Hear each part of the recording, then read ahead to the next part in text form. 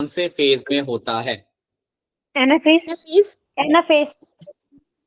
Right right, anaphase के अंदर आपका एनाफेज।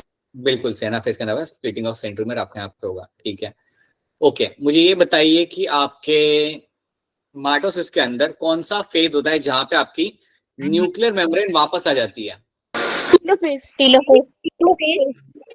ठीक है, राइट। टीलोफेज के अंदर आपकी न्यूक्लियर मेम्ब्रेन आपकी बिल्कुल see it will come back, nuclear will again come back in the telophase. बिल्कुल सही बात है, राइट, बहुत बढ़िया। देन आप मुझे बताइए कि आपके कौन से फेज के अंदर आपको फरो फॉर्मेशन काफी क्लियरली दिख रहा होगा? टीलोफेज। अगेन राइट, बिल्कुल सी बात है आप सबकी, बिल्कुल टीलोफेज के अंदर आपको फरो फॉर्मेशन आपको काफी क्लियरली दिख रहा होता है। Then tell me in which particular phase I will find कि मेरे सेंट्रियोल्स मेरे रिस्पेक्टिव पोल्स की तरफ जाना चालू करेंगे? मेटाफेज। प्रोफेज। प्रोफेज के अंदर my centriole will start moving towards the respective pole की तरफ वो लोग जाना चालू करते हैं। So that will be happening in the prophase, right. Along with that, now you can tell me इसके साथ साथ कि आपके कौन से फेज के अंदर सारे क्रोमोसोम्स बीच में आके खड़े हो जाते हैं? Metaphase. Right, all of you, yes, that is a metaphase जहाँ पे वो सब के सब वो बीच में आके आपके खड़े हो जाएंगे। That will be happening. अब जब ये बीच में आके खड़े हो रहे हैं तो इनके साथ मेरा अटैच मेरा spindle fibre. So spindle fibre is basically attached to the chromosome. मुझे बताइए स्पिंडल फाइबर किससे अटैच है, सेंट्रोमियर या kinetochore?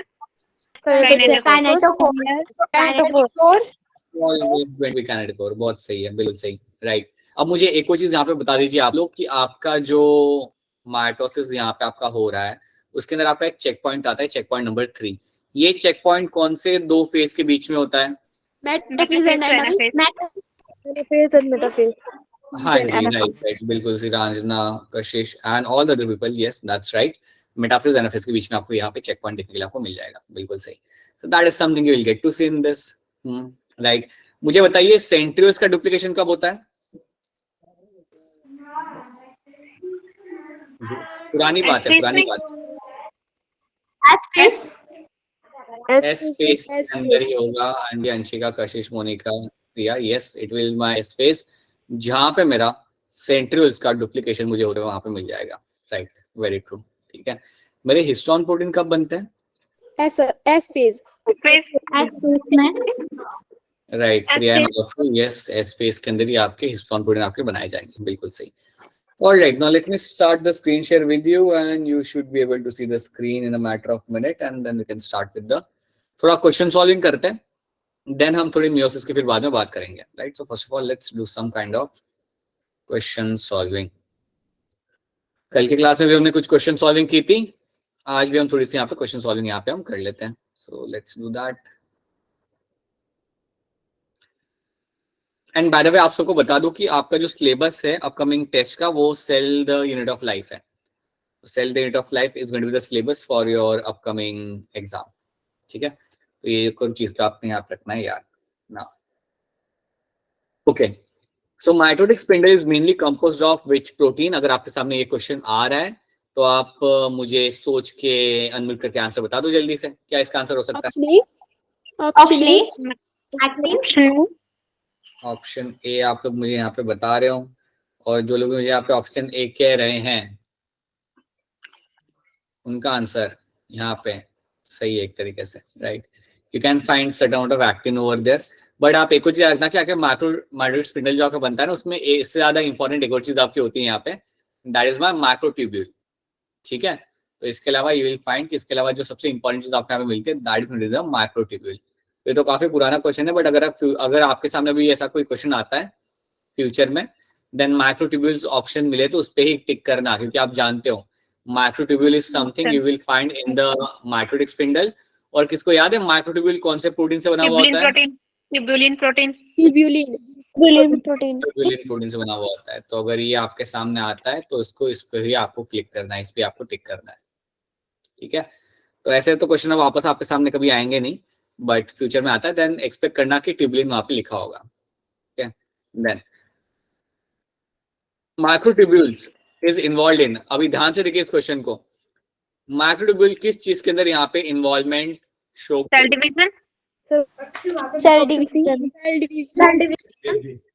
Division right, cell division में ये आपका रोल यहाँ पे प्ले करेगा। अब मैं आपसे एक चीज जानना चाहता हूँ कि आपका जो माइक्रोट्यूब्यूल है आपका सेंट्रियोल में से आ रहा है। जी, ये आप जानते हो कि माइक्रोट्यूब्यूल बेसिकली आपका आपके सेंट्रियोल में से आ रहा होता है। आप मुझे ये बताइए कि सेंट्रियोल के अंदर जो उसका कोर होता है उसका अरेंजमेंट क्या होता है? Good evening, sir. 9 plus 0. Good evening, good 9 plus evening. 0. Yes, 9 plus 0. 9 plus 9 plus 0. 0, बिल्कुल सही। 9 प्लस 0 मेरा यहाँ पे रहेगा अरेंजमेंट। मुझे बताइए इसके अंदर जो 9 होते हैं वो कैसे होते हैं? डबलेट होते हैं या सिंगल होते हैं? Triplet. Doublet. Doublet. Triplet. Triplet, triplet. Triplet. इस तरह मैंने आप लोग कंफ्यूज हो गए। That was the tactical move. So yes, जो 9 मेरे यहाँ पे होंगे they will be in the triplet form. याद रखना जो मेरे 9 यहाँ पे है that will always going to be in the triplet form. ठीक है, अब क्योंकि मेरे यहाँ पे ट्रिपलेट फॉर्म में है, और याद रखना कि आपके सेंटर में आपको कोई भी आपको माइक्रोट्यूब्यूल आपको नहीं मिलता, and that is my 9 plus 0 arrangement. ये चीज आप यहाँ पे जानते हो। तो यस, याद रखना माइक्रोट्यूब्यूल का काम होता है ड्यूरिंग द सेल डिवीजन में, ये आपकी मदद करता है क्योंकि स्पिंडल फाइबर इसमें से ही बन के निकलते हैं। बेसिकली इसके थ्रू आपका स्पिंडल फाइबर बनेगा, इसके थ्रू आपके स्पिंडल फाइबर्स बन के बाहर आएंगे। ना during cell division in the apical meristem the nuclear membrane appears in। ध्यान से सोचिएगा एंड आंसर करिएगा। Telophase. Telophase. Cytokinase. ऑलराइट, ठीक है, बिल्कुल सी बात है आपकी। टेलोफेज बेटा आप लोग कह रहे हो, उसका आंसर आपका बिल्कुल सही है। यहाँ पे सेल डिवीजन के दौरान अपाइकल मेरिस्टम के अंदर जब आपकी न्यूक्लियर मेम्ब्रेन वापस आती है ना, वो बेसिकली मैंने आपको पहले बताया था, आपकी न्यूक्लियर मेम्ब्रेन वापस आ जाती है, that will be happening in my telophase. तो टेलोफेज के अंदर आपकी न्यूक्लियर मेम्ब्रेन आपकी वापस आ जानी है। अब मुझे ये बताइए, न्यूक्लियर मेम्ब्रेन तो आपकी वापस आ जाती है, इसके साथ साथ और क्या चीज आपके यहाँ पे वापस आती है? हाँ जी, बिल्कुल सही, न्यूक्लियस आपका वापस आ जाएगा। देन आपका वापस आएगा आपका यहाँ पे गोल्गी एंड ईआर आप भी आपका यहाँ पे वापस आ जाएगा। तो ये चीजें आपकी वापस से रीअपियर कर जाती है, and that will be all happening in my telophase. ये सब आपका हो रहा होगा यहाँ पे आपके टेलोफेज के अंदर। तो ये बात आपने रखनी है यहाँ पे याद, ठीक है। नाउ अब ये बड़ा इंटरेस्टिंग क्वेश्चन है, आप 2 मिनट लीजिए और इसे सॉल्व करिए। क्वेश्चन आपके यहाँ पे है, how many mitotic division are needed for a single cell to make 128 cells. 128 cell बनाने होंगे तो आपको कितने माइटोटिक डिवीजन की जरूरत होगी? सोचिए थोड़ा सा, take your time and then try to answer this.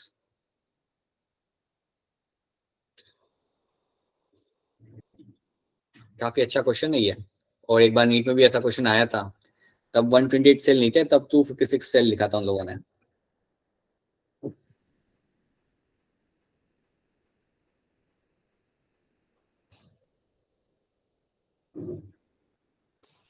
हाँ जी, बताइए क्या लग रहा है आपको इसके अंदर आंसर?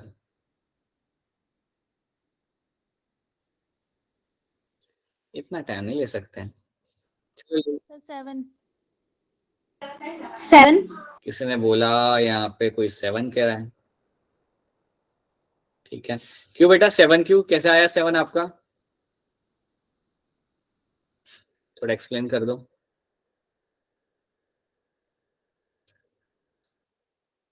चलो कोई बात नहीं, कोई और मुझे आंसर बताया। Anyone else? सिंगल सेल से डबल सेल बनेगा, फिर डबल डबल ऐसे करके 7 बार करेंगे तो 128। ओके, ठीक है। तो देखो आपने सही बात बोली। यहाँ पे देखो, यहाँ पे होता है, एक रूल याद रखना। रूल ये होता है कि एक आप ऐसा लिखो 2⁻1, ठीक है। तो जो पावर है आपका 1, दैट मीन सिंगल डिवीजन, ठीक है। सो 2⁻1 कितना होता है आपका? इसका आंसर कितना निकलता है? 2:1 का आंसर 2 निकलता है, राइट, ठीक है। अब मुझे बताओ, अगर आपका ऐसा हो 2:2 हो आपका यहाँ पे, तो इसका आंसर क्या निकलेगा? 4, ठीक है। मतलब जब आपने सिंगल डिवीजन के आपको 2 मिले, जब आप 2 बार डिवीजन करोगे तो आपको यहाँ पे 4 मिलेंगे। तो इसी तरीके से, इसी कॉन्सेप्ट के हिसाब से आपको क्या करना है, आप करिए यहाँ पे 2:7। तो जब आप 7 बार डिवीजन करते हो, जब आप 7 बार डिवीजन करोगे, आपका यहाँ पे 2:7 का आंसर यहाँ पे आपका हमेशा आएगा आपका यहाँ पे 128, ठीक है। तो ऐसा कभी क्वेश्चन अगर आपके सामने आ जाए ना, तो आप ऐसा एक तो रेस टू करके ऐसा लिख दो कि आप एक साइड में लिख दो 2:1, और ये जो 1 है यहाँ पे this is my number of division, और इसको आप चेंज करते रहो, इसको आप हमेशा चेंज करते रहो। नंबर ऑफ डिवीजन, इसको आप यहाँ पे याद रखना, राइट। एंड उस डिवीजन से आपके मिलता है आपको ये नंबर ऑफ सेल्स आपको यहाँ पे मिल जाए. So this are my number of cells. तो अगर मैं आपसे पूछूं कि 256 सेल्स आपको कब मिलेंगे, तो आपका आंसर क्या होगा? 14 14 28 14 28 क्या हो गया ये एकदम से? अभी तो मैंने आपको, अगर मैं आपने यहाँ पे 128 से लिखा, मैंने यहाँ पे 256 कर दिया. अगर मुझे इतने सेल्स चाहिए तो कितने डिवीजन मुझे लग जाएंगे? 14 आप कह रहे हो 14 डिवीजन लगेंगे. अब मुझे बताओ इसका आंसर बताओ, क्या निकलेगा इसका आंसर 2 raised to 14 का? वो 256 निकलेगा? नहीं निकलेगा ना, बहुत ज्यादा निकलेगा ये तो. समझ रहे हो? तो ये तो आपका करेक्ट इनकरेक्ट आंसर हो गया ना बेटा यहाँ पे. ये तो अगर मैं कह रहा हूँ 256 यहाँ पे, आपका यहाँ पे क्या लिखा हुआ था मेरा? 128 था यहाँ पे, है ना? That was 128. तो ऑब्वियसली इतना बड़ा नंबर तो हो नहीं सकता. 2 raised to 7 पे 128 आ रहा है, 2 raised to 14 पे 256 होगा, इतना तो नंबर आएगा नहीं. तो क्या हो सकता है, क्या नंबर आ सकता है यहाँ पे? 8 हाँ जी, 2 raised to 8. Right. So 2 raised to 8 अगर आप यहाँ पे देखोगे, अगर आप इसको अगर आप मल्टीप्लाई करते हो 2 into 2 into 2 into 2 करके 8 times, then you will find आपका आंसर यहाँ पे आएगा, दैट विल माय 256. तो प्लीज इस तरीके से इन चीजों को याद रखना, ऐसे क्वेश्चंस आ जाते हैं. You will find such kind of question, you will get to see them in the exam. ठीक है? तो ये चीज आपको यहाँ पे रखनी है, हमेशा इस तरीके से आपको रखनी पड़ेगी यहाँ पे याद. राइट. तो क्या ये वाला क्वेश्चन सबको यहाँ पे समझ आ रहा है? Is this question clear to all of you? Yes, sir. Right. तो ये रूल याद रखना कि आप ऐसे साइड में 2:1 लिख दो, और that means 1 is the number of division and 2 is the number of cell I found. तो अगर मुझे एक डिवीजन से 2 सेल मिल जाए तो आप फिर ऐड करते रहना, 2:2 करके देखना, 4 करके देखना, 6 करके देखना, एंड ट्राई टू काउंट कि आपको कितने सेल मिल जाए. तो आपको यहाँ पे आपका आंसर यहाँ पे हमेशा मिल जाएगा. So that is something will have to see. So that is your option C बनेगा इसका सही आंसर. ओके. अब यहाँ पे मैं आपको एक चीज समझाता हूँ. कॉल्कीकाइन जो आपका यहाँ पे है, कॉल्कीकाइन जो आपके पास यहाँ पे है, it is a inhibitory chemical. ये एक आपका इनहिबिटरी केमिकल आपका यहाँ पे होता है. राइट. अब ये जो आपका जो इनहिबिटरी केमिकल आपके पास है यहाँ पे कॉल्कीकाइन, ये बेसिकली आपका जो केमिकल यहाँ पे ये करता क्या है? तो याद रखना, ये आपका स्पिंडल फॉर्मेशन होने देता. It does not allow spindle fibre formation.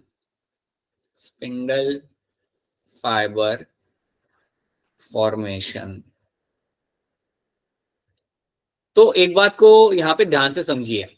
Assume करिए कि सेल डिवीजन हो रहा है, अज्यूम करिए कि एक जगह पे आपका सेल डिवीजन आपका हो रहा है. ठीक है? और आप आपने क्या किया, उसके अंदर जाके आपने थोड़ा सा केमिकल आपने डाल दिया. ये कॉल्कीकाइन है आपका, आपने उन सेल्स के ऊपर आपने ऐसे निचोड़ के डाल दिया, या ऐसे लाइक ड्रॉपर के थ्रू आपने उसके ऊपर डाल दिया. जैसे ही आपने यहाँ पे कॉल्कीकाइन डाला तो क्या होगा, आपके स्पिंडल फाइबर बन नहीं पाएंगे. There won't be any kind of spindle fibre formation. और अगर आपका स्पिंडल फाइबर फॉर्मेशन आपका नहीं हो रहा, समझिए इस बात को, अगर आपका स्पिंडल फाइबर फॉर्मेशन आपका नहीं हो रहा, देन आपका सेल डिवीजन भी रुक जाएगा. अगर आपका स्पिंडल फाइबर ही आपका बन नहीं रहा तो कहां से आप सेल डिवीजन कर पाओगे? So that is something which happens because of the help of the colchicine. तो याद रखना, colchicine is a inhibitory chemical and it prevents the spindle fibre formation. तो स्पिंडल फॉर्मेशन ये बनने से रोकता है.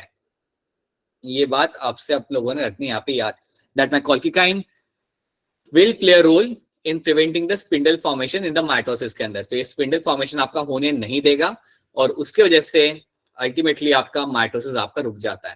तो ये चीज आपको यहाँ पे रखनी है याद. राइट. किसी को याद है ये टर्म हमने पहले भी देखा था कुछ दिनों पहले. We have seen this term colchicine. किसी को कुछ याद आ रहा है? कुछ नहीं याद आ रहा? याद है हमने एक फैमिली देखी थी. We have seen one family, अगर आपको याद हो तो. हमने लिलिएसी फैमिली पढ़ी थी. ठीक है?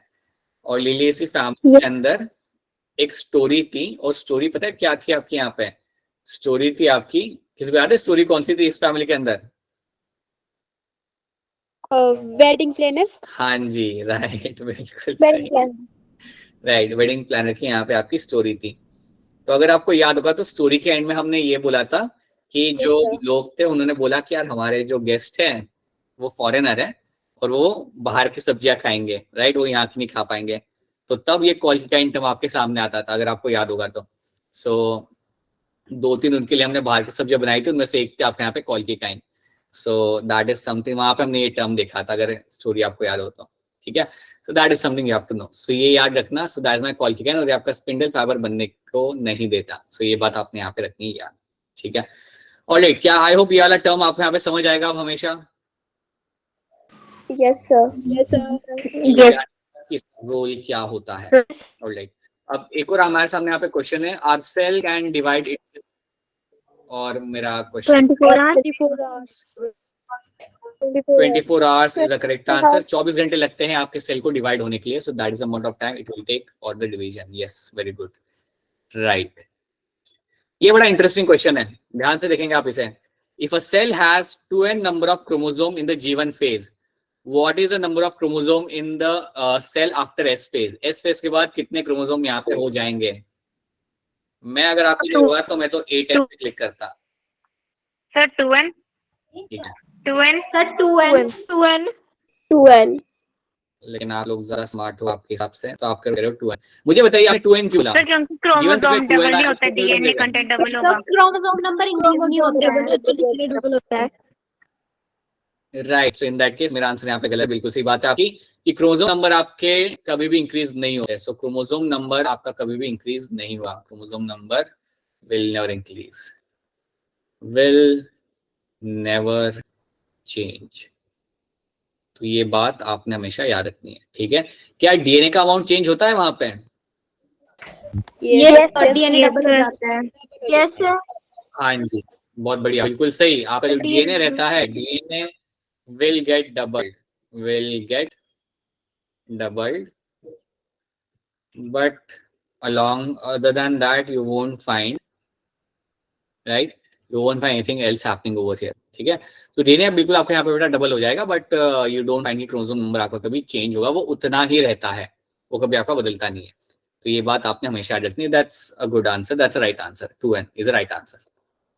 देन अभी हमारे सामने क्वेश्चन है कि प्रो फेज में क्या क्या होता है, वो लोग आपसे पूछ रहे हैं, तो आराम से देख लीजिए and then try to tell me कि आपके यहाँ पे सही आंसर आपका यहाँ पे क्या लग जाएगा। प्रो फेज में All आप of these. all of these. All of these. Option D. All of these.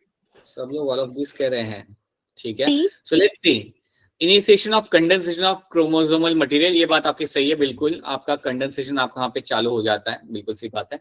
Centrioles moving towards the opposite pole, ये बात भी आपकी सही है, सेंट्रियोल्स अपने अपने पोल्स की तरफ जाना वहां पे चालू कर देते हैं।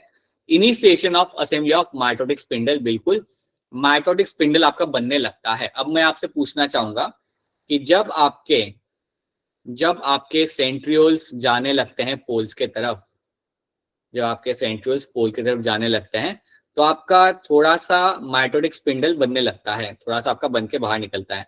इसको हम क्या बोलते हैं? एस्टर. एस्टर. Right, Esther. इसको हम कहते हैं एस्टर, यहाँ पे बिल्कुल सही, ठीक है। सो यस, ऑप्शन डी मेरा यहाँ पे बनेगा as a correct answer. Option D over here will become a correct answer over here, ठीक है। सो प्रोफेस के अंदर आपका ऑप्शन डी बनता है यहाँ पे as a true and correct answer, right. Then you have this question number 21. Cell at the end of prophase when viewed under a microscope do not show. जब सेल को मैं ऑब्जर्व करता हूँ microscope के नीचे, तो मुझे All of these. दिखती। All of All of these. All of these. All of these. All All of of these. these. Yes. The answer will be your all of these. Right. So yes, option D over here becomes the correct answer. Right. All of these will become the correct answer over here. बिल्कुल सही बात है आपके यहाँ पे। तो 21 का यहाँ पे जो आंसर आएगा, that is going to be your option D. Then metaphase is not characterised by, metaphase जो आपका यहाँ पे है, उसके अंदर आपका कौन सी चीजें जो मेटाफेज में आपको नहीं दिखती? सोच के बताइए आप यहाँ पे, मुझे आराम से सोचिए। Option D. Sir, option D. Splitting of chromosomes. Option D. Option D. Option D. Option D.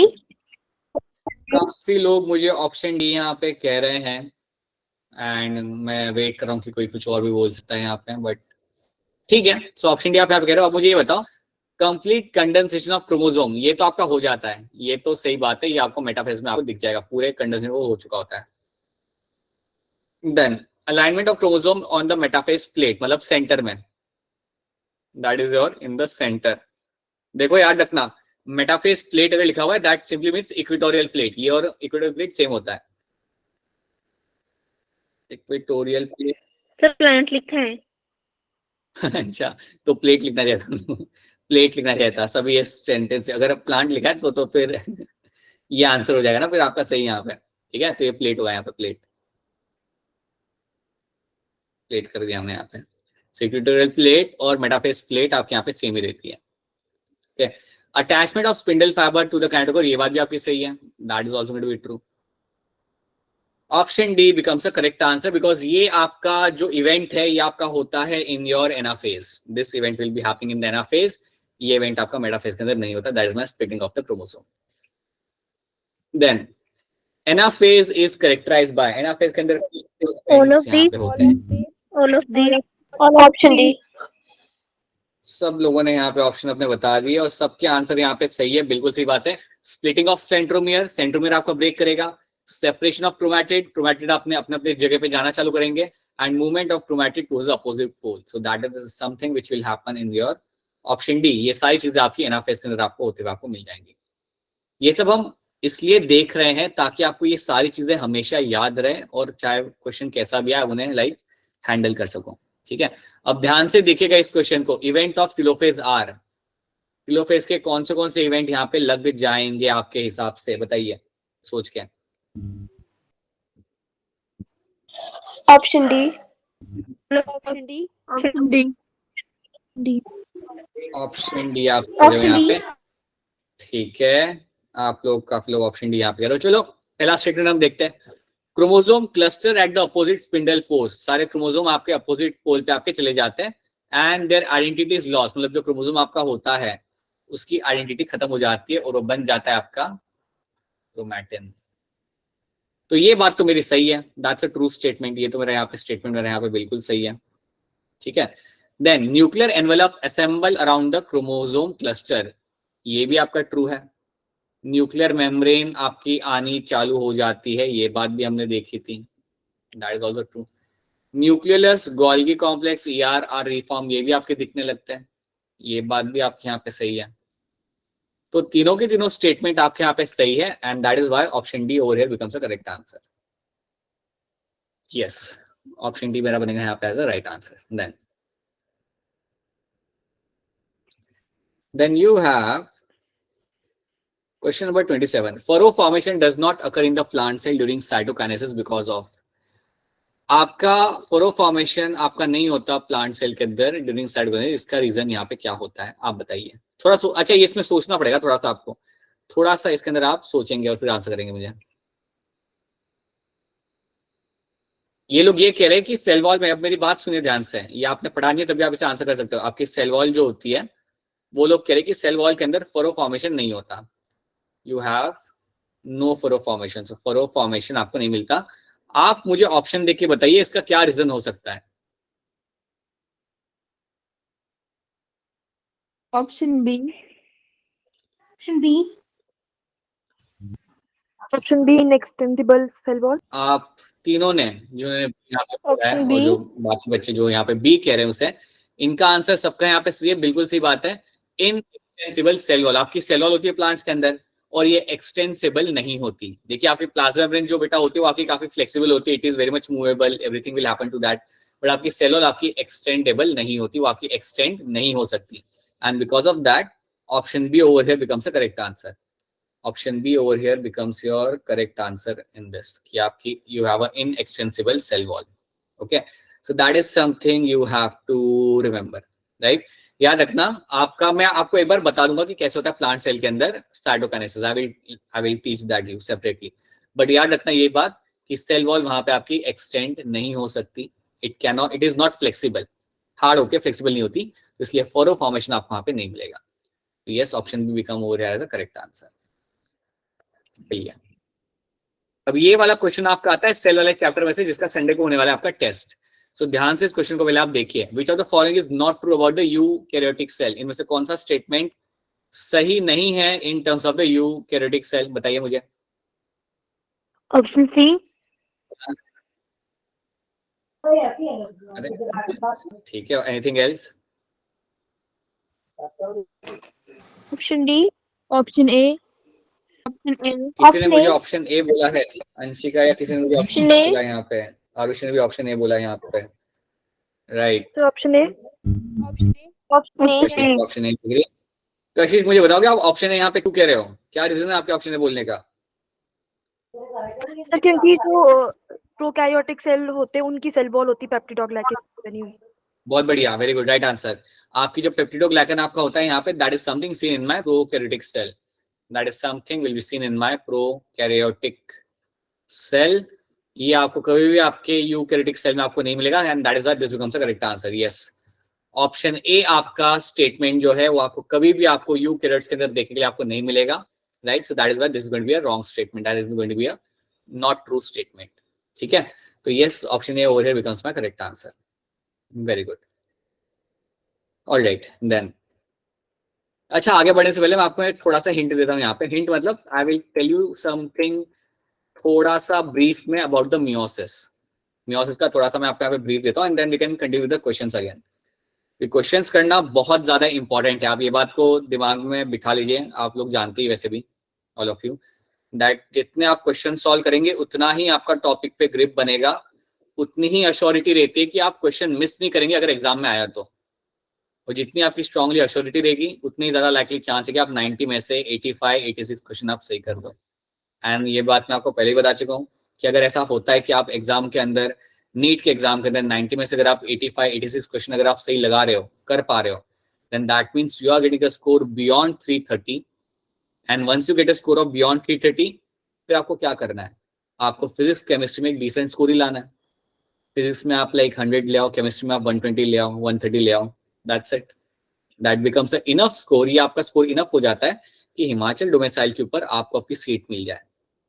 ठीक है, that score is good enough to give you the seat your MBBS on the Himachal domicile. मैं ये नहीं करा कि all India level के basis पे आपको इस पे सीट मिलेगी, हिमाचल डोमिसाइल पे आपको सीट मिल जाती है। ठीक है, तो प्लीज ये बात को हमेशा याद रखना, जब भी दिल ना करे पढ़ाई करने का, ये बात को याद कर लेना, right? I tell you one more thing very honestly over here, you people have the advantage. I tell you why. आपके हर एक डिस्ट्रिक्ट में मेडिकल कॉलेज है, Chamba, Bilaspur, Mandi, Hamirpur, Kangra and Shimla, right? All of them are going to be having this medical college, which is a very good thing actually. Not everywhere you get to see that. ठीक है, and so advantage दो उस चीज का. And then you also have your Bilaspur AIIMS. Okay, so now let me tell you something in terms of the meiosis over here. So meiosis के context में आपको थोड़ा बहुत एक basic introduction में आपको यहाँ पे देता हूँ. एक चीज आप यहाँ पे याद रखना कि मियोसिस आपका होता है ड्यूरिंग द गैमेट फॉर्मेशन। अगर आपसे कोई पूछे कि मियोसिस कहाँ पे होता है, तो याद रखना it will only takes place during the gamete formation. Gamete formation के टाइम पे ही आपका मियोसिस होता है। ओके, सो बेसिकली मियोसिस आपका हो रहा होता है बॉडी के अंदर टू लोकेशंस पे। अगर मैं बात करूं, so meiosis will be taking place, अगर हम बात करें मेल्स के अंदर, so males के अंदर this will be happening in the testes, this will be happening in the testes। और अगर हम फीमेल की बात करें, so फीमेल के अंदर that will be happening in your ovaries, right? So that is something we'll get to see over here. Okay, so your males के अंदर you will find it will be happening in the testes, and female के अंदर it will be happening in the ovaries। so ये यहाँ पे आपका हो रहा होगा meiosis, ये वो लोकेशन है आपका meiosis होता है। अब जब आपको इंजरी हो गई, समझो आप चल के जा रहे हो, आप गिर गए, आपको इंजरी हो गई, तो वहां पे आपका मियोसिस नहीं होगा, वो बॉडी पार्ट में मियोसिस नहीं होगा। ठीक है, तो ये बात याद रखना कि मियोसिस आपके ओनली गैमेट फॉर्मिंग सेल्स के अंदर आपके होता है, right? Your gamete forming sales जो आपके यहाँ पे होते हैं उनके अंदर ही आपको मियोसिस देखने के लिए आपको मिलेगा, बाकी के अंदर आपको मियोसिस देखने के लिए आपको नहीं मिलता। अब कोई मुझे बताएगा कि मेल्स के अंदर टेस्टिस में जब मियोसिस होगा तो क्या बनेगा, या मेल गैमेट को हम क्या बोलते हैं, इतना बता दो मुझे कि मेल गैमेट को क्या बोलते हैं? राइट, बिल्कुल सही। और जो फीमेल गैमेट होता है उसको हम बोलते हैं यहाँ पे एज अ ओवा या ओवम, राइट? तो ये जो आपके यहाँ पे बनाया है ना हमने, they are the product of my meiosis. Sperm and ova are the product of your meiosis. ये आपके होते हैं प्रोडक्ट ऑफ योर मियोसिस। तो ये बात आप अपने दिमाग में बिठा लीजिए, पहली चीज। दूसरी चीज याद रखना सो आपके जो नॉर्मल से आपके जो गैमेट फॉर्मिंग सेल्स होते हैं, इनके अलावा जितने भी आपके बॉडी में सेल्स है ना, जैसे कि आपके स्किन सेल हो गया, हार्ट सेल हो गए, लीवर के सेल हो गए, ऑल दो cells are called as my somatic cells. तो एक बात आप दिमाग में बिठा लो कि जब भी आपके सामने टर्म आएगा सोमैटिक सेल्स, जब भी आपके सामने टर्म आएगा सोमैटिक सेल्स, ये वो सेल्स है जो आपके बॉडी में सिर्फ कर सकते हैं आपका यहाँ पे mitosis. They can undergo mitosis only, they undergo mitosis. तो बेसिकली आपके गैमेट फॉर्मिंग सेल के अलावा जितने भी आपके सेल होते हैं, they are called as somatic cells. ये बात आप बिठा लीजिए दिमाग के अंदर कि आपके जो सोमैटिक सेल्स होते हैं, other than gamete forming cell, सारे के सारे सेल आपके बॉडी में होते हैं आपके सोमैटिक सेल। पैर के हो गए, हाथ के हो गए, ब्रेन के हो गए, हार्ट के हो गए, all the body cells are called as somatic cells. और याद रखना, सोमैटिक सेल हमेशा करेगा माइटोसिस, ये मियोसिस कर नहीं सकता। They can never carry out my meiosis. तो ये बात आपने हमेशा याद रखनी है, ठीक है। तो अगर आपको कभी इंजरी होती है तो उस एरिया को आपको फिल करना है, उस एरिया को आपको रिपेयर करना है, तो वो टाइम पे आपके सोमैटिक सेल्स करेंगे आपका माइटोसिस और उस एरिया को करेंगे fill. They are going to ensure that कि वो एरिया को वो लोग सील कर सके, उसे फिल कर सके। तो इतनी बात पहले आपको यहाँ पे याद रखनी है। तो मियोसिस का जब भी जिक्र होगा, याद रखना it will be happening in my gamete forming cell. So gamete formation के दौरान इनको हम मियोसिस आपका होगा, right. So you call them as a gamete forming cells, you can call them as a gamete forming cells. तो इनके अंदर आपका होता है मियोसिस, और इनके अंदर मियोसिस करने के बाद you will get to have your formation of your sperm and testis. आपका स्पर्म्स एंड वो आपको मिलते हुए, आपको बनते हुए आपके यहाँ पे मिल जाएगा, राइट। अब यहाँ पे एक और चीज, पहले ये बताओ, ये वाली स्लाइड आपको समझ आ रही है? यहाँ पे नो स्लाइड में बड़ी ही सिंपल सी बात याद रखना कि मियोसिस आपका हाँ जी बेटा बोलो, बोलो बेटा बोलो, ठीक है। मियोसिस में एक बात हमेशा याद रखना है यहाँ पे कि यार ये जो आपका हो रहा है ना, आपके गैमेट फॉर्मेशन के दौरान ही आपका होता है ये डिवीजन, राइट। बाकी बॉडी में जितने डिवीजन होते हैं वो सारे आपके होते हैं माइटोसिस। अब यहाँ पे आप एक चीज समझ लो, एक चीज समझ लो, एक चीज समझ के याद रख लो काफी clearly, and that is going to be कि जब भी आप बात करते हो अबाउट द माइटोसिस, अगर मैं माइटोसिस की बात करता हूँ, माइटोसिस, तो आपने एक चीज तो आप यहाँ पे जानते हो कि यार ये मेरा सबका सब होगा मेरा हमारा सोमैटिक सेल के अंदर। So my somatic cell will undergo the mitosis. अब समझो ये मेरा डिप्लॉइड सेल है, हम सबके अंदर डिप्लॉइड सेल ही होता है।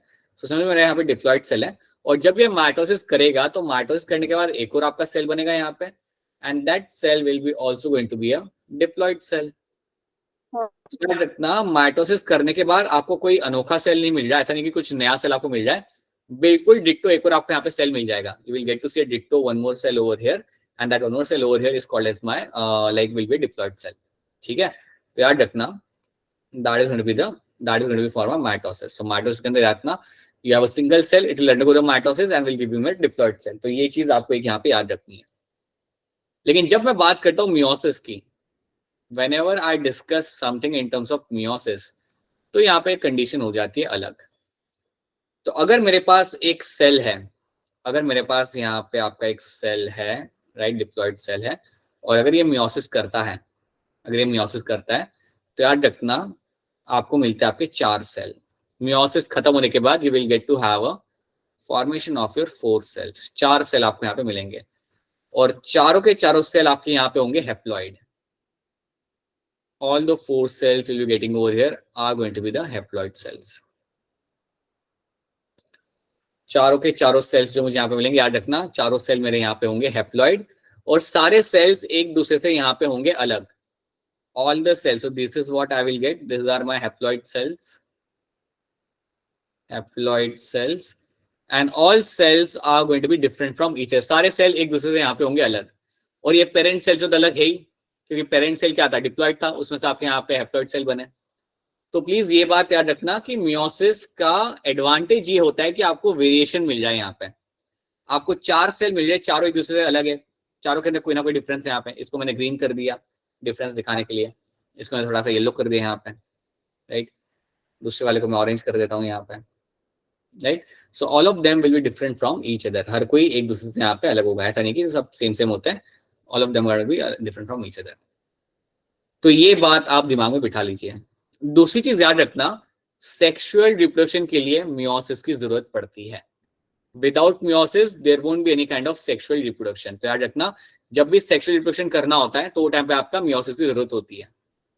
आपने देखा होगा, अगर आपको याद हो ना, हमने फंगाई पढ़ा था, हमने बेसिडोमाइसिटिस, एस्कोमाइसिटिस हमने पढ़ा था, है ना।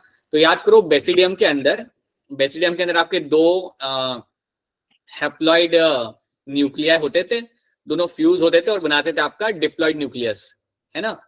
And then it used to undergo the meiosis. याद करिए, हम वो बनाते थे उन्हें, डिप्लॉइड सेल का मियोसिस कराते थे, एंड फिर आपको मिलते थे आपके बेसिडियोस्पोर्स।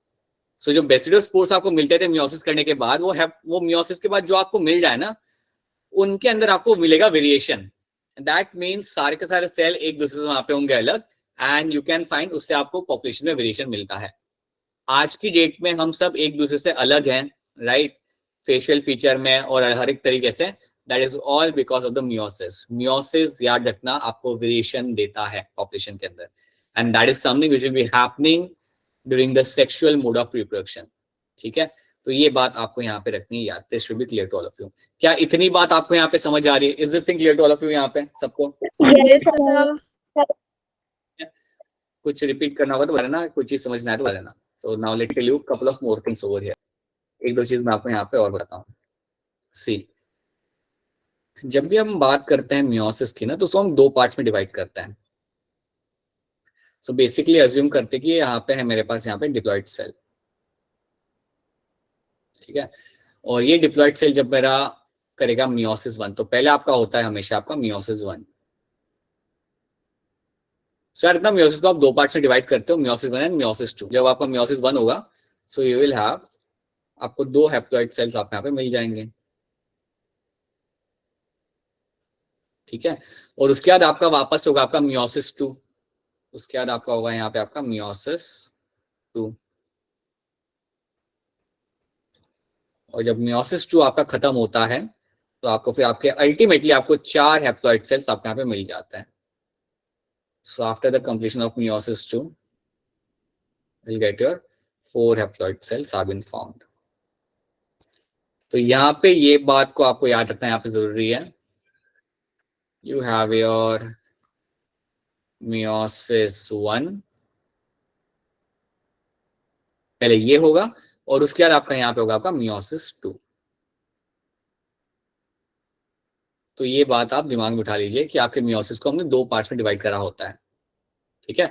और जब आपका मियोसिस 2 खत्म होता है तो अल्टीमेटली आपको आपके 4 हैप्लॉइड सेल मिल जाते हैं। You get to have your 4 haploid cells have been form. और याद रखना, जो चारों हैप्लॉइड सेल मेरे यहाँ पे है, ये सारे के सारे एक दूसरे से होंगे यहाँ पे अलग। They are all going to be different from each other. ये मैं कलर उनको यहाँ पे इसलिए दे रहा हूँ ताकि आपको हमेशा याद रखिए ये सब एक दूसरे से यहाँ पे है अलग। यहाँ पे that is I am giving them थोड़ा सा कलर यहाँ पे,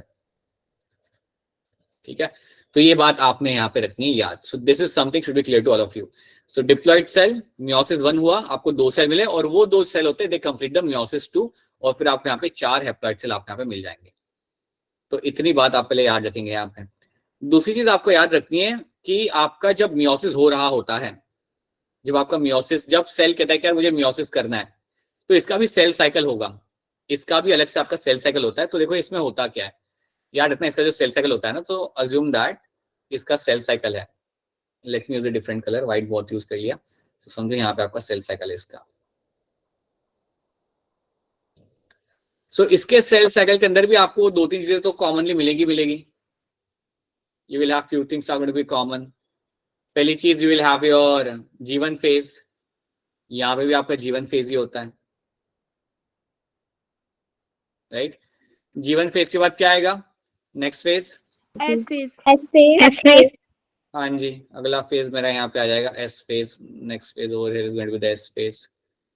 तो ये हो गया मेरा यहाँ पे S phase, and then you will have the आखिरी वाला phase, that is going to be my G2 phase. तो ये सब तो इसके अंदर भी आपको मिलेगा देखने के लिए। अगर एक सेल कहता है कि यार मुझे करना है डिवीजन, मुझे करना है अपना मियोसिस करना है, तो वो पहले ये 3 अपने फेज खत्म करेगा सक्सेसफुली, राइट। और सारी चीजें कॉमन होती है, जो वहां पे हो रहा था माइटोसिस के अंदर वही सब यहाँ पे होगा। और उसके बाद आपका यहाँ पे आएगा एम फेज, जहां पे आप करोगे अपना meiosis. Then you will have your last phase, that is your meiosis, ठीक है। अब एक चीज आप यहाँ पे दिमाग में बिठाइए कि मियोसिस के टाइम पे सिर्फ एक ही बार डीएनए रेप्लिकेशन होता है। मियोसिस के टाइम पे याद रखना, ऐसा मत सोचना कि दो बार डीएनए रेप्लिकेशन यहाँ पे होगा। ऐसा मत सोचना कि एक बार ये डिवीजन हुआ फिर ये जो मेरे 2 सेल बने हैं ये वापस से डीएनए रेप्लिकेशन करेंगे, ऐसा नहीं होता। तो DNA replication takes place only once, ये बात मैं यहाँ पे लिख देता हूँ, याद रखना। डीएनए रेप्लिकेशन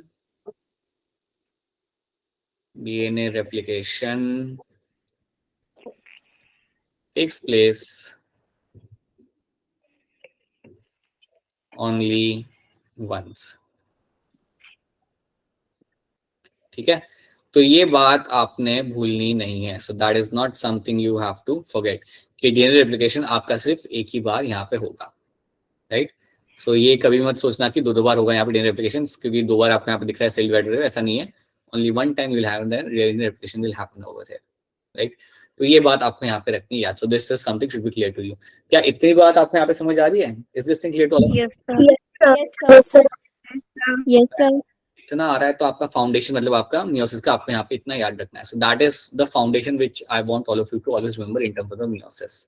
ठीक है, तो अब एक चीज यहाँ पे और याद रख सकते हो आप, one more thing you can know over here.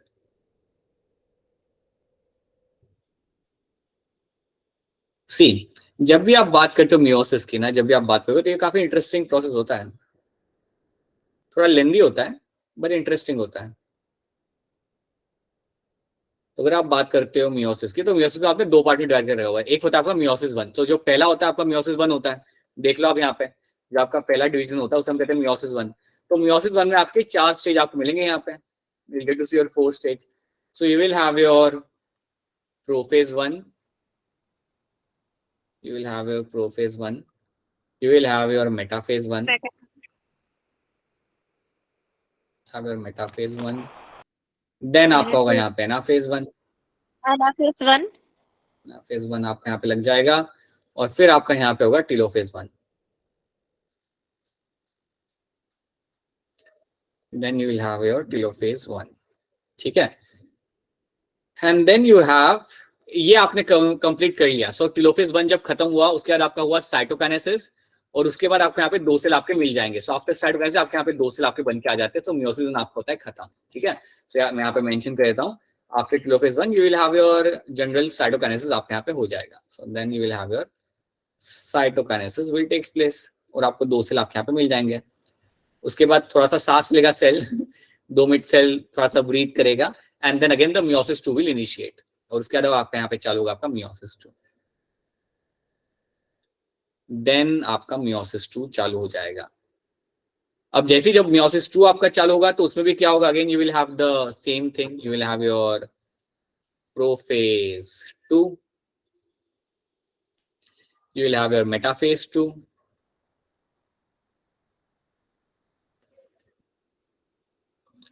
then you have your anaphase 2,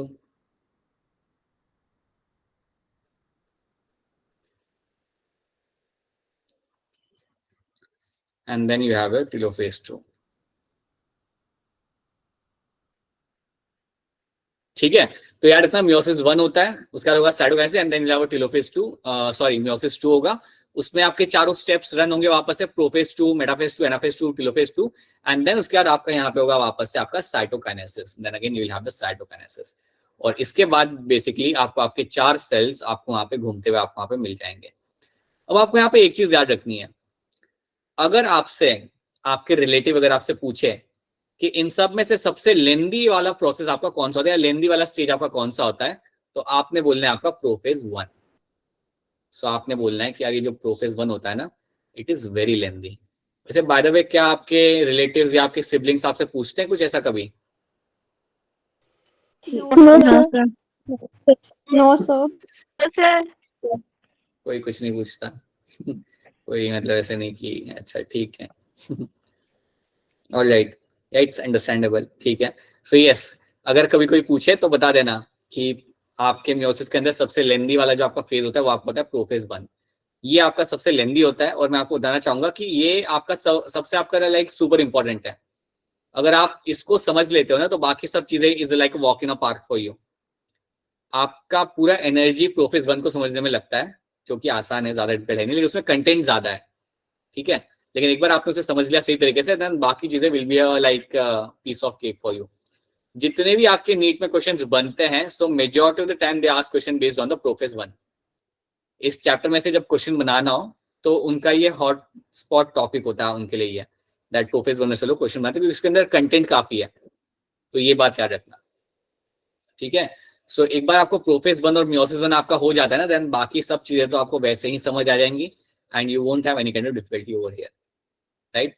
तो ये बात आपने अपने दिमाग में बिठा लीजिए दैट मियोसिस 1 के अंदर प्रोफेस 1 आपका सबसे लेंदी आपका प्रोसेस होता है। इसके तरफ ही हमें ध्यान देना, इसको ही हमें लाइक स्ट्रांगली समझना है। इसको समझ लिया, चैप्टर खत्म, सब फ्री, ठीक है। Alright, so that is something to do. इतनी चीज आपको यहाँ पे समझ आ रही है? Is this thing clear to all of you? Yes, sir. मुझे फटाफट बता दो मियोसिस, हाँ जी मुझे फटाफट बता दो कि मियोसिस 1 खत्म होने के बाद मुझे कितने सेल दिखेंगे? मियोसिस खत्म होने के बाद कितने सेल दिखेंगे? हाँ जी राइट, मुझे मियोसिस 1 खत्म होने के बाद मुझे 2 सेल मुझे वहां पे दिखेंगे घूमते हुए, राइट। एंड जब मेरा मियोसिस 2 खत्म होता है, मियोसिस 1 खत्म हुआ तो मुझे 2 सेल मिले, और जब मियोसिस 2 मेरा खत्म हुआ तो मुझे कितने सेल दिखेंगे? 4 हाँ जी राइट राइट, मुझे 4 सेल मुझे यहाँ पे मेरे मिलेंगे देखने के लिए। I will get to have this 4 cells will be form, और ये चारों सेल एक दूसरे से यहाँ पे होंगे अलग, तो ये बात आप प्लीज याद रखिएगा। So I want all of you to remember this amount of information, ठीक है। ऑलराइट, एक दो क्वेश्चन सॉल्व करते हैं and then we can wrap up the class. एक दो क्वेश्चन हम लोग सॉल्व करेंगे यहाँ पे, और हमें एक पोल भी रन करना है, तो 2 में रुकिएगा, क्लास से जाइएगा मत। क्वेश्चन नंबर 24 2014 का ये क्वेश्चन है आपके सामने, आपको करना है मैच द फॉलोइंग। ध्यान से देखिए एंड रेज योर हैंड। अभी आप करेंगे हैंड रेज इसको आंसर करने के लिए, so please raise your hand to answer this. बताइए हैंड रेज करके।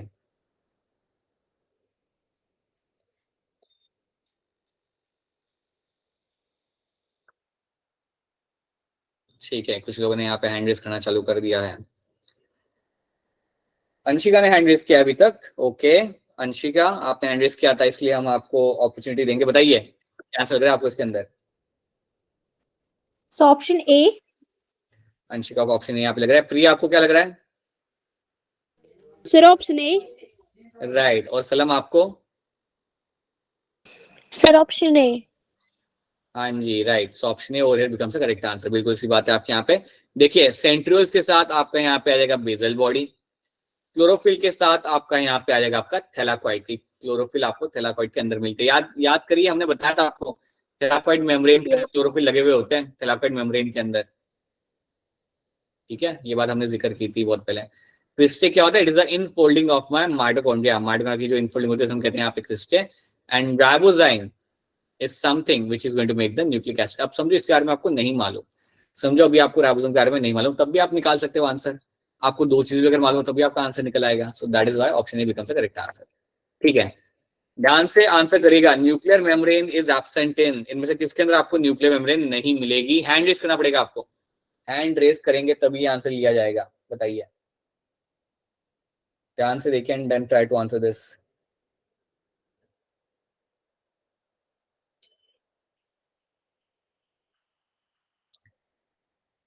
Nuclear membrane is absent in,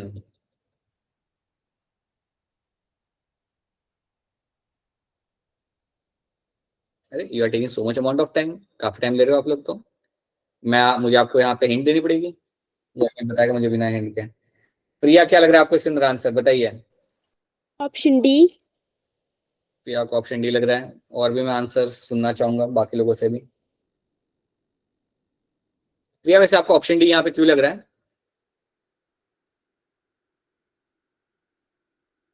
O, not able to explain, ऐसे कैसे? मोनिका आप बताइए क्या लग रहा है आपको इसके अंदर answer? Sir option C. Option C लग रहा है मोनिका को, अच्छा ठीक है। कृतिका कपूर आपको क्या लग रहा है?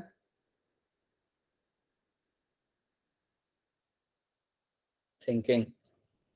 बताइए सलम आपको क्या लग रहा है? Option D. Sir, option C. अच्छा, कुछ लोग ऑप्शन सी कह रहे हैं, सलम ऑप्शन डी के लिए यहाँ पे। पलक आप बताइए क्या लग रहा है आपको?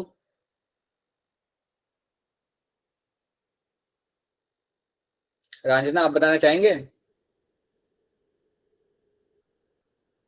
Sir option D. Ranjana, option D अगर लग रहा है आपको तो इसका रीजन क्या है आपके हिसाब से? यही तो कैच है कि आप लोग एक्सप्लेन नहीं कर पा रहे। That is the concerning part over here. Right या रॉन्ग आंसर की बात नहीं है, आप एक्सप्लेन नहीं कर पा रहे ना, तब थोड़ा we have to see that. Kritika Kaundal बताइए, बोलिए Kritika. Sir option C. Why option C Kritika?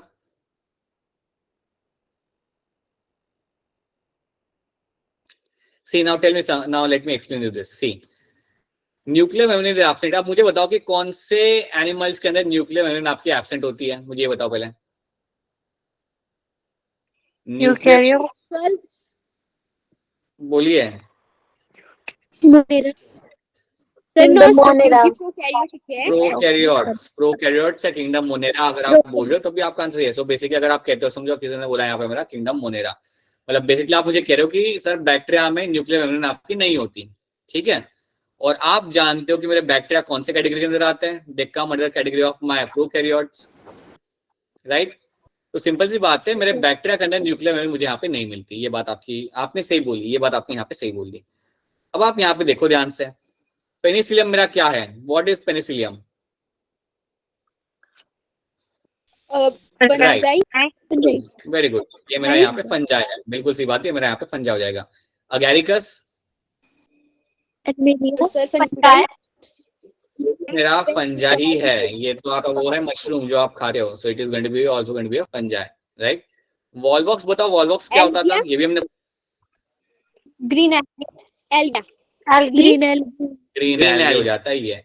अब मुझे एक बात बताओ, ग्रीन एल्गे आपका यूकैरियोट्स है, फंजाई आपका यूकैरियोट्स है, और आपका ये भी फंजाई आपका यूकैरियोट्स है। All of them are going to be eukaryotes. ये सब के सब मेरे यूकैरियोट्स होते हैं। याद है ना, एल्गी आपके यूकैरियोट्स में आता है, प्लांट किंगडम में पढ़ाता हमने इसे, याद आ रहा है? हाँ, तो अगर ये मेरे 3 यूकैरियोट्स है तो आप देखो नॉस्टॉक को, nostoc is basically a bacteria. Nostoc आपका यहाँ पे बैक्टीरिया है। इसका नाम भी ऐसा नहीं कि आप पहली बार देख रहे हो, ये नाम आप पहले भी देख चुके हो। जब हमने मुनीरा किया था तो आपने ये नाम देखा था, नॉस्टॉक आपने देखा था वहां पे।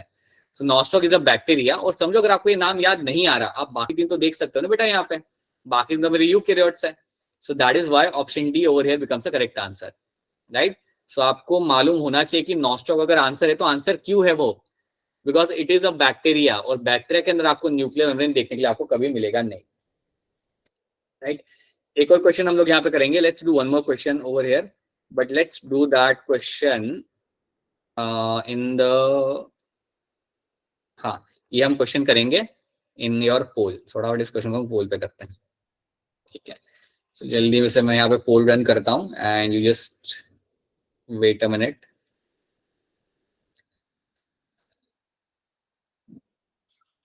हाँ, जो जिनका कल लेक्चर मिस हो गया था ना, आई वुड स्ट्रांगली रिकमेंड कि माइटोसिस वाला लेक्चर देख लेना। अगर आपको काफी अच्छे से माइटोसिस आता है देन कोई कंसर्न की बात नहीं है, बट अगर काफी बहुत पहले पढ़ा था, याद नहीं, देन आई वुड रिकमेंड कि देख लेना। It will be super helpful, और वो एक ही लेक्चर देखोगे तो चीजें आपको याद रह जाएंगी। ऑलराइट, तो चलिए मैं अपना पोल लॉन्च कर रहा हूँ। मैं पोल लॉन्च कर चुका हूँ, तो आप आंसर करना यहाँ पे चालू कर सकते हैं। सो बताइए क्या आंसर होगा इसके अंदर, बोलिए। Sir question. हाँ हाँ क्वेश्चन बता दो। हाँ हाँ, ठीक है, रुको। आ गया क्वेश्चन, आपके सामने आ चुका है, तो चलिए अब आंसर कर दीजिए फटाफट। In the plasma membrane the lipid have a polar head facing. आपके जो पोलर हेड होते हैं वो किस साइड फेस कर रहे होते हैं? पोल में आंसर करना है, अनम्यूट करके आंसर मत करना, पोल के अंदर आप आंसर करेंगे इसका।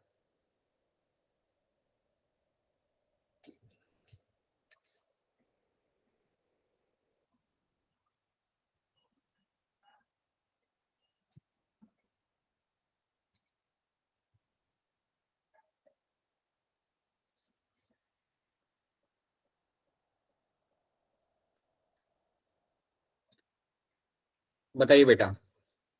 अच्छा, मतलब बताइए नहीं, I hope you are doing that.